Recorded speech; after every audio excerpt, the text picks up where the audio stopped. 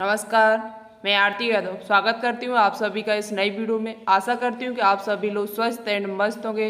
और आज आप सभी के लिए जो वीडियो में लेके आए वो सबसे हटके वीडियो है। आज यहाँ पर हम बात करने वाली बेस्ट कोर्स एएनएम है या जीएनएम। एएनएम और जीएनएम में क्या अंतर है, एएनएम और जीएनएम में कौन आपके लिए बेहतर रहेगा, फॉर्म से लेकर गवर्नमेंट नौकरी तक आपकी बात की जाएगी। संपूर्ण जानकारी आपको इस वीडियो के माध्यम से देने की कोशिश रहेगी। जो भी स्टूडेंट्स 2024 में एएनएम या जीएनएम कोर्स करना चाहते हैं वो स्टूडेंट्स इस वीडियो को पूरा जरूर देखेगा।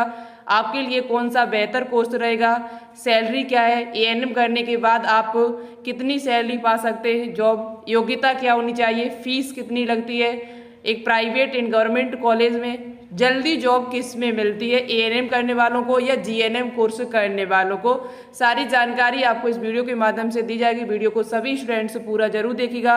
और अभी तक आपने इस चैनल को सब्सक्राइब नहीं किया है तो कर लीजिएगा।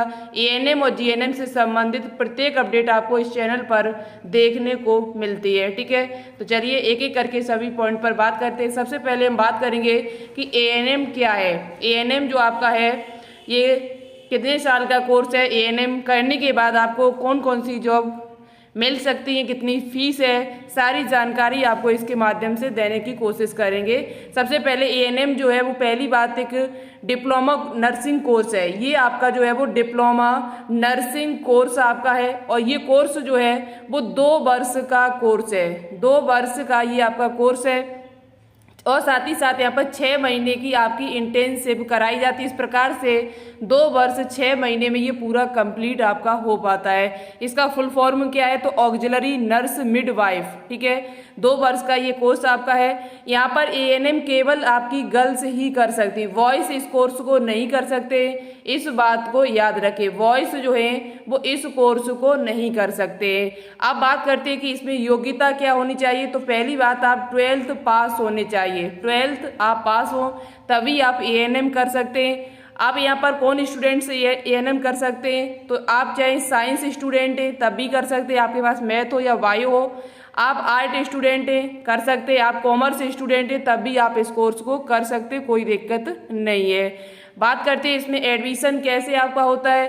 तो यहाँ पर आपका एंट्रेंस एग्जाम, कहीं कहीं आपका एंट्रेंस एग्जाम कराया जाता है और कहीं पर आपका क्या होता है मेरिट बेस भी सिलेक्शन आपका होता है। मेरिट के अनुसार भी आपको एडमिशन यहाँ मिल जाता है। 10th और 12th के नंबरों के आधार पर एएनएम के इस टाइम यूपी में फॉर्म भरे जा रहे हैं जिसकी 31 जुलाई लास्ट डेट है।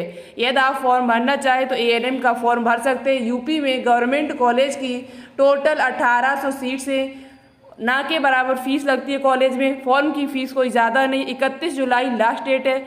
मेरिट बेस फॉर्म इस टाइम भरे जा रहे हैं तो आप भर सकते हैं। ये फॉर्म आपके जो हैं वो हर साल निकलते हैं। हर साल आपके कब आते हैं तो यूपी में एएनएम के गवर्नमेंट कॉलेज के लिए जो मेरिट बेस आपके फॉर्म आते हैं वो 1 जुलाई से भरना शुरू होते हैं और 31 जुलाई तक आपके भरे जाते हैं। और भी आपको जानकारी चाहिए कितनी कट ऑफ जाती है तो इसकी वीडियो आपको नीचे डिस्क्रिप्शन में मिल जाएगी, लिंक नीचे हम दे देंगे, ठीक है। आप वहाँ पर देख सकते जाके।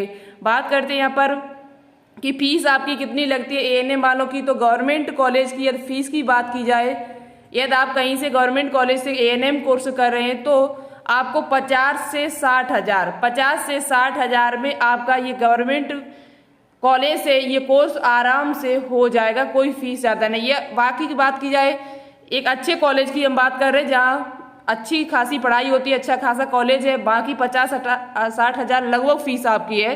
लेकिन यूपी का जो ये हम मेरिट बेस की फॉर्म की बात कर रहे हैं यहाँ पर ना के बराबर आपकी फीस लगती है। वहीं बात कर ली जाए कि एक प्राइवेट कॉलेज से यदि आप एएनएम कोर्स करना चाह रहे हैं तो कैसे कितनी फीस आपसे मांगी जाती है तो वहाँ पर फीस थोड़ा ज़्यादा है, 1 से 1.5 लाख। 1 से 1.5 लाख आपके ये स्कूल पर डिपेंड करता है कि स्कूल कैसा है। 1 से 1.5 लाख तक आपका एएनएम का खर्चा आता है एक प्राइवेट कॉलेज में एएनएम कोर्स करने के लिए। कम ज़्यादा भी हो सकता है, मैं आपको औसतन यहाँ पर बता रही हूँ, ठीक है। ये बात हो गई। अब बात करते हैं एएनएम करने के बाद आप कौन कौन सी जॉब कर सकते हैं। उसके बाद हम सैलरी की भी बात करेंगे, बात ये भी करेंगे कि एएनएम आपके लिए अच्छा रहेगा या जीएनएम कोर्स आपके लिए अच्छा रहेगा। एएनएम करने के बाद आप कम्युनिटी हेल्थ वर्कर में काम कर सकते हैं, कम्युनिटी हेल्थ वर्कर का काम कर सकते हैं। एएनएम करने के बाद आप होम हेल्थ नर्स का काम कर सकते हैं। होम हेल्थ ये जॉब आपकी निकलती है, आप इनका भी काम कर सकते हो। होम हेल्थ नर्स का भी आप काम कर सकती हैं, ठीक है। इसके बाद आप रिसर्च असिस्टेंट बन सकती हैं। रिसर्च असिस्टेंट का काम भी आप आराम से कर सकते हैं, रिसर्च असिस्टेंट का काम कर सकते हैं। साथ ही साथ यहाँ पर नर्सिंग टीचर भी आप बन सकती है। नर्सिंग टीचर तब बन सकती है जबकि आपके पास अनुभव ज़्यादा से ज़्यादा हो। स्टाफ नर्स, मिलिट्री नर्स भी आप बन सकते हैं, यहाँ पर स्टाफ नर्स भी आप बन सकते हैं। साथ ही साथ यहाँ पर आप स्टाफ नर्स की भी जॉब कर सकते हैं और यहाँ पर मिलिट्री नर्स भी आप बन सकते हैं एएनएम करने के बाद। अब बात की जाए यहाँ पर वेतन आपका कितना होता है, तो वेतन की यदि प्राइवेट की बात की जाए तो प्राइवेट में वेतन ज़्यादा नहीं मिलता है। शुरुआत में आपका जो वेतन है, जब आपके पास अनुभव है, थोड़ा अनुभव यदि आपके पास है तो आपका वेतन जो है वो कितना रहता है, 10 से 15 हज़ार, 10 से 15 हज़ार आपको शुरुआत में वेतन मिलता है। जैसे जैसे आपका अनुभव बढ़ता जाए, अच्छे हॉस्पिटल में आप काम कर रहे हैं, बड़ा हॉस्पिटल है, अपोलो जैसे, वेदांता जैसे, तो इनमें थोड़ा आपका ज़्यादा हो सकता है, बट 10 से 15 हज़ार आपको शुरुआत में ही मिलेगा। वहीं गवर्नमेंट की बात कर ली जाए तो गवर्नमेंट में आपको जो मिलेगा वो 15 से लेके 40 हज़ार तक, 15 से लेके 40 हज़ार तक आपको गवर्नमेंट में मिल जाता है। 15 से 40 हज़ार आपको जो है वो गवर्नमेंट में आपको वेतन, यदि आपकी गवर्नमेंट जॉब लग जाएगी एएनएम करने के बाद तो 15 से 40 हज़ार आप कमा सकते हैं अपने अनुभव के अनुसार। जैसे जैसे आपका अनुभव बढ़ता जाएगा वैसे वैसे आपके यहाँ पर रुपए बढ़ते चले जाते हैं, ठीक है। अब यहाँ पर मैंने आपको सारी चीज़ें बता दी, एएनएम कौन कर सकता है, फीस क्या है, जॉब क्या है, वेतन क्या है। फॉर्म भी मैंने आपको बताया कि फॉर्म इस टाइम यूपी में भरे जा रहे हैं। यदि आप भरना चाहें तो 31 जुलाई इसकी लास्ट डेट है। और बाकी की जानकारी आपको एएनएम से संबंधित चाहिए तो आप वीडियो देख सकते हैं। दूसरी बात है एएनएम किन के लिए बेहतर रहेगा तो वो भी अभी आगे हम आपको बताएंगे चल के। अब बात कर लेते हैं यहाँ पर कि जीएनएम कोर्स आपके लिए कैसा रहेगा और जीएनएम करने के बाद आप कितनी कौन कौन सी जॉब कर सकते हैं, कितना आप कमा सकते हैं। तो देखो पहली बात, जीएनएम एक डिप्लोमा नर्सिंग कोर्स है, ये भी आपका एक डिप्लोमा नर्सिंग कोर्स है। ये कितने साल का होता है, तो ये कोर्स आपका 3 वर्ष 6 महीने में पूरा हो पाएगा। 6 महीने की इंटेंसिव होती है, 3 वर्ष में आपका ये कोर्स पूरा हो पाता है। जीएनएम का फुल फॉर्म क्या होता है, general nursing and midwife. General nursing midwife जो है वो इसका फुल फॉर्म आपका हो जाएगा। दूसरी बात, यहाँ पर जीएनएम कर कौन सकता है, तो जीएनएम आपका बॉयज भी कर सकते हैं और गर्ल्स भी आप कर सकते हैं, कोई दिक्कत नहीं है। गर्ल्स एंड बॉयज जो है वो जीएनएम दोनों ही इस कोर्स को कर सकते हैं। आपकी योग्यता एलिजिबिलिटी क्या होनी चाहिए, तो योग्यता की यदि बात कर ली जाए तो योग्यता आपके पास क्या होनी चाहिए, तो आप 12th यहाँ पर पास होने चाहिए। पहली बात, किसी भी स्ट्रीम से हो, आप चाहे साइंस स्टूडेंट हो, चाहे आप आर्ट स्टूडेंट हो, या चाहे आप यहाँ पर कॉमर्स स्टूडेंट हो, कोई भी बच्चा हो इस कोर्स को आराम से कर सकता है, ठीक है। लेकिन जीएनएम के लिए यहाँ पर इंग्लिश सब्जेक्ट बहुत ज़्यादा इम्पोर्टेंट है। आपके पास 12th क्लास में इंग्लिश जरूर होनी चाहिए, इंग्लिश सब्जेक्ट जो है वो आपके पास जरूर होना चाहिए, तभी आप जीएनएम कोर्स कर सकते हैं। आपकी एज जो है वो 17 वर्ष होनी चाहिए और मैक्सिमम जो एज है वो 35 वर्ष से ज़्यादा नहीं होनी चाहिए, ठीक है भाई। एएनएम का है 17-35, ओके। अब यहाँ पर जीएनएम के लिए कैसे एडमिशन होता है आपका, तो यूपी की बात की जाए तो यूपी में एंट्रेंस एग्जाम भी आपका होता है कुछ कॉलेजों में, और ज़्यादातर कॉलेजों में यहाँ पर जो गवर्नमेंट की जो सीट्स हैं वो मेरिट बेस आपकी भरी जाती है। मेरिट बेस आपके जो फॉर्म है वो इस टाइम भरे जा रहे हैं जीएनएम के लिए। तो मेरिट बेस जो फॉर्म आपके जीएनएम के भरे जा रहे हैं वो डेट आपकी हर साल यही रहती है और हर साल ये फॉर्म आपके आते हैं। 2022 की बात करें, चाहे 21 की, चाहे 23 या 24 की या 25 की, में आगे की बात कर रहे हैं, फॉर्म हर साल आपके ये आते हैं। वो भी कब आते हैं, तो 1 जुलाई से भरना शुरू होते हैं और 31 जुलाई तक आपके भरे जाते हैं। और ये फॉर्म जो है वो इंडिया का कोई भी स्टूडेंट भर सकता है, इंडिया का कोई भी स्टूडेंट भर सकता है, चाहे एएनएम का हो चाहे जीएनएम का हो। यूपी के ये जो फॉर्म निकलते जीएनएम एएनएम के लिए वो आपका कोई भी स्टूडेंट्स भर सकता है, अदर स्टेट का भी है तो भी 1 जुलाई से भरना शुरू होते हैं, 31 जुलाई तक भरे जाते हैं। अभी भी इस फॉर्म जो आपके वो भरे जा रहे हैं। कट ऑफ क्या रहता है, फीस क्या है, सारी जानकारी यदि आपको चाहिए तो उसकी लिंक आपको नीचे डिस्क्रिप्शन में मिल जाएगी, आप उस वीडियो को जाके देख सकते हैं। और अभी एंट्रेंस एग्जाम की बात की जाए तो प्राइवेट के लिए एंट्रेंस एग्जाम आपका कैंसिल कर दिया गया, यूपी में अब नहीं होगा, जो 28 जुलाई को होने वाला था। बट एक आपका कॉलेज है यूपी यूएमएस के नाम से, वहाँ पर जीएनएम के फॉर्म भरे जा चुके हैं। 9 जुलाई उसकी लास्ट डेट थी। यहाँ पर भी हर साल आपके जीएनएम के फॉर्म आते जो एक गवर्नमेंट कॉलेज आपका है, ठीक है। इसका एंट्रेंस एग्जाम होता है, तब यहाँ पर आपको सीट मिलती है, जिसमें सीटों की संख्या केवल आपकी 60 सीटें हैं जीएनएम की। एएनएम की भी सीट्स हैं वहाँ पर, एएनएम की वहाँ पर 50 सीट्स हैं जो एंट्रेंस एग्जाम के जरिए आपकी भरी जाती UP UMS CP NET test के जरिए। अब यहाँ पर जो आगे बात करते हैं वो क्या है आपके लिए, फीस की बात कर ली जाए। जैसे आप किसी गवर्नमेंट कॉलेज या प्राइवेट कॉलेज से जीएनएम कोर्स करेंगे तो आपकी फीस कितनी लगती है। गवर्नमेंट कॉलेज में जो आपकी फीस लगती है वो यहाँ पर 30,000 से लेके 45,000। वो कॉलेज पे डिपेंड करता है कॉलेज आपका कैसा है, कॉलेज पर आपका डिपेंड करता है कि कॉलेज आपका कैसा है। तो यहाँ पर फीस जो है वो 30,000 से लेके और आपकी 45,000 तक। जैसे यूपी में सीपी नेट की बात की जाए तो वहाँ पर फीस जो आपकी है वो 25,000 रुपये 1 साल की लगती है। अब 25,000 का 3 साल में हो पाएगा कोर्स तो लगभग यहाँ पर 75,000 आपकी फीस हो जाती है। तो ये हम औसतन आपको बता रहे हैं यहाँ पर, बाकी के कॉलेजों को देखकर भी।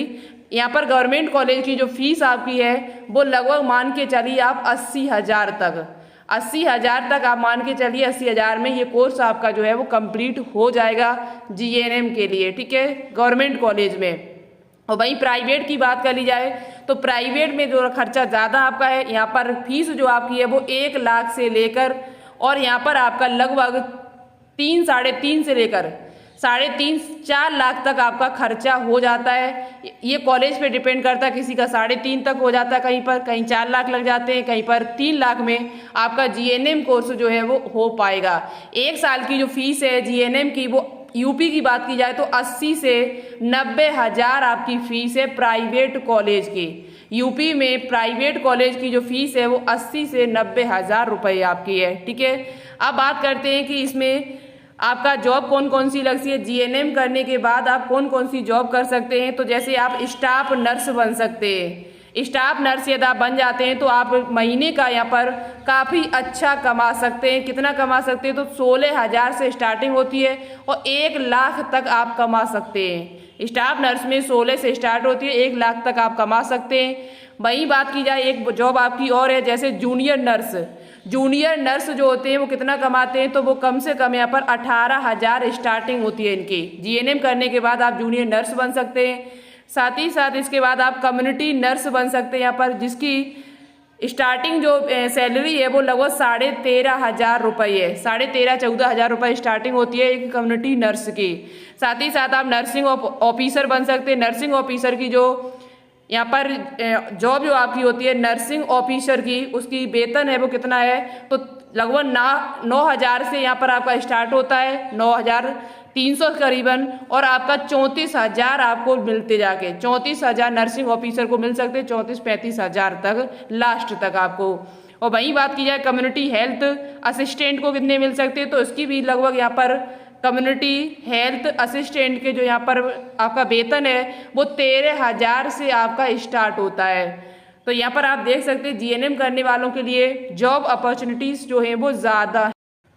अब बात करते हैं यहाँ पर कि जीएनएम कोर्स करने के बाद जब आप शुरुआत में किसी प्राइवेट हॉस्पिटल में काम करने के लिए जाएंगे तो कितना आपको वहाँ पर वेतन मिल सकता है, कितना रुपए आपको मिल सकता है मंथली, तो वो आपका ज़्यादा रुपए नहीं होगा। ये हॉस्पिटल पे डिपेंड करता है कि हॉस्पिटल आपका किस जगह पर है। यदि आप किसी सिटी में जा रहे हैं तो आपको रुपए वहाँ पर अच्छा खासा थोड़ा मिल सकता है। यदि कहीं गांव देहात में हॉस्पिटल है वहाँ पर आप काम कर रहे हैं तो आपको पैसा उतना ज़्यादा शुरुआत में नहीं मिलता है।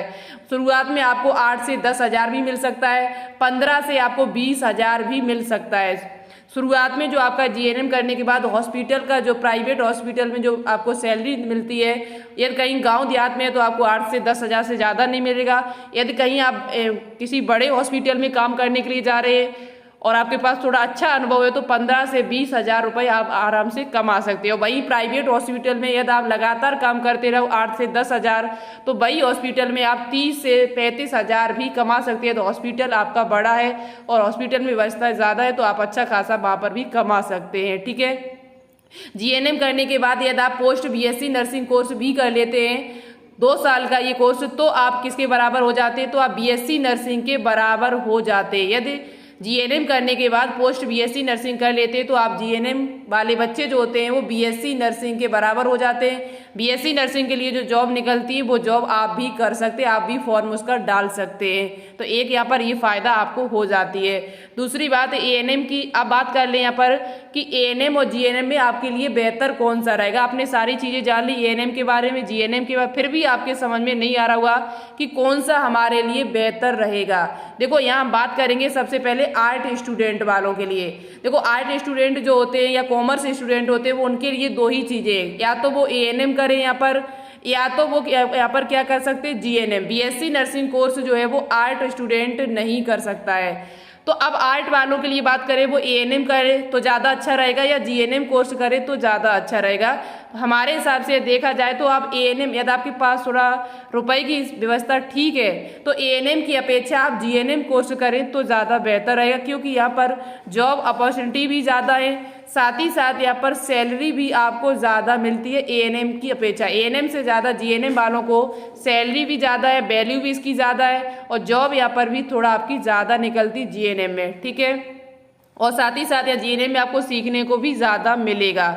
अब यही बात की जाए एएनएम और जीएनएम के लिए, यहाँ पर जो साइंस स्टूडेंट है वो क्या कर सकते हैं, तो साइंस स्टूडेंट तो आप एएनएम भी कर सकते हैं, जीएनएम भी कर सकते हैं और आपको बीएससी नर्सिंग भी कर सकते हैं। एएनएम भी आप कर सकते हैं, जीएनएम भी कर सकते हैं और यहाँ पर आप बीएससी नर्सिंग कोर्स भी कर सकते हैं। लेकिन साइंस स्टूडेंट्स ज़्यादा हमारे हिसाब से देखा जाए तो एएनएम और जीएनएम की अपेक्षा आप बीएससी नर्सिंग करें तो ज़्यादा बेटर रहेगा। बीएससी नर्सिंग में आपकी वैल्यू ज़्यादा है, जॉब भी ज़्यादा है और रुपए भी वहाँ पर आपके लिए ज़्यादा। यदि आपके पास पैसा नहीं है, कम है, तो आप कर सकते हैं। दूसरी बात, यदि गर्ल्स हैं तो गर्ल्स आपके पास पैसा नहीं है और आप जल्दी कुछ ना कुछ कमाना चाहते हैं, आप सोच रहे हैं कि मेरे पास जल्दी कुछ ना कुछ जॉब हो जाए, अब मैं अपना खर्चा खुद चला सके, तो आप एएनएम कोर्स कर लो तो आपके लिए बेहतर है।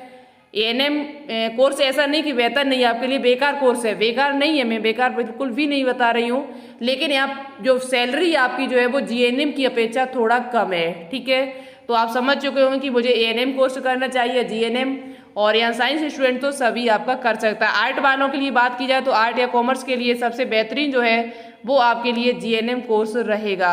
मैंने आपको सारी चीज़ें बता दी, फॉर्म इस टाइम अप्लाई हो रहा है एएनएम जीएनएम के, आप डालना चाहो तो डाल सकते हैं।